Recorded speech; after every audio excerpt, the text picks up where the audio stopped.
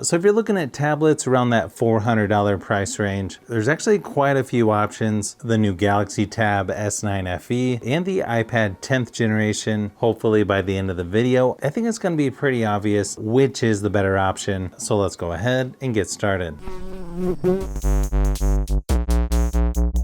Normal price for both tablets is right at $450 in the United States, but you might be able to get both a little bit cheaper with holiday sales going on right now. The Galaxy Tab has 6 gigabytes of RAM with 128 gigabytes of storage, or 8 gigabytes with 256. With the iPad, you've got 4 gigabytes of RAM with 64 gigabytes of storage for the base model, or you also have 256. So a little better storage options with the Galaxy Tab. Both tablets have a 10.9-inch LCD display at similar resolution. The Galaxy Tab is more of a widescreen shape though, versus a more square aspect ratio for the iPad. You've got 90 Hz refresh rate for the Galaxy Tab versus 60 Hz on the iPad. But then when you put them next to each other, the Galaxy Tab screen looks a little brighter, a little more vibrant, with slightly better viewing angles and contrast compared to the iPad. Both look pretty good overall in my opinion. The iPad just looks a tad more faded compared to the Galaxy Tab. Obviously it's going to be personal preference on this one.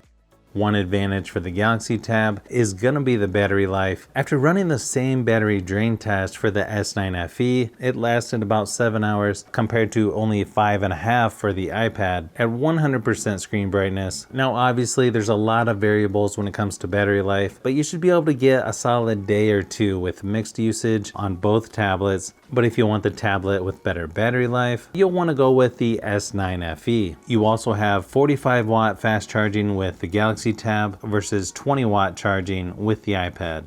Software is going to be a little bit different on these two. The S9 FE is currently on Android 13. The iPad is on iPad OS 17. Probably going to be personal preference on which one has the better software. For me, I like things about both, and you're going to be able to do a lot of the same things regardless of which one you go with. But one advantage for the Galaxy Tab is you've got Samsung DeX, which makes it feel a little bit closer to a regular laptop. Unfortunately, only the iPad has video out, which comes in handy when traveling, or if you want to connect these to a TV or monitor and you don't want to mess with Wi-Fi, you can just plug in an HDMI cable with a USB-C adapter. You also get a fingerprint scanner on the power button for both tablets, which is definitely nice to have. One advantage for the Galaxy Tab is you have the S Pen included, where the Apple Pencil is available for the iPad, but at an extra cost.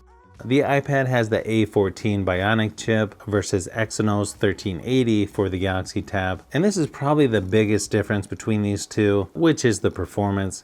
Just one look at the Geekbench scores and you'll see the iPad is more than twice the numbers for CPU and GPU compared to the S9 FE. Normally benchmark scores only tell part of the story. It leans so heavily towards the iPad that yeah, you're gonna notice things load faster and you can just handle more things at once and it just feels faster. You'll also get better graphics with high frame rates when you're gaming with the iPad. The S9 FE performance and gaming is decent for what it is. I think most people will enjoy gaming on either tablet, but if you want the tablet with better performance, this one's a pretty easy win for the iPad. Now when it comes to speakers, they both have one speaker on each side, even though it looks like two on the iPad. The extra holes are sort of like what you see on SUVs that have fake exhaust. It's just for looks. Both are going to be plenty loud enough for indoor use, but you'll notice in person the Galaxy Tab with Dolby Atmos turned on is louder and sounds a little bit better in my opinion. But here's a quick sample of each just to give you an idea of what they sound like.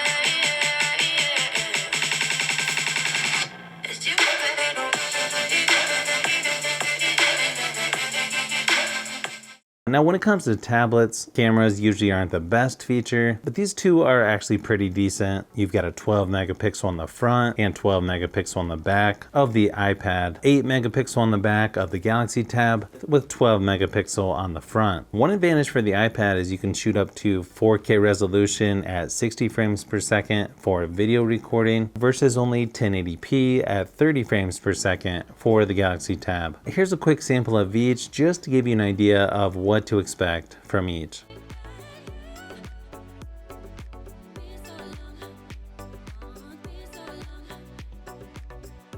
So hopefully this gave you a little closer look at these two tablets. After using both of these tablets, I don't think you can go wrong with either one. Probably the biggest reason I could see people choosing the iPad over the Galaxy Tab would be for the better performance, but there's several things to consider between these two. It may just come down to what kinds of stuff you need to do that might make one tablet a little better option, but I'm still working on more comparisons for the Tab S9 FE and other tablets as well, so you'll want to keep an eye out for those upcoming videos.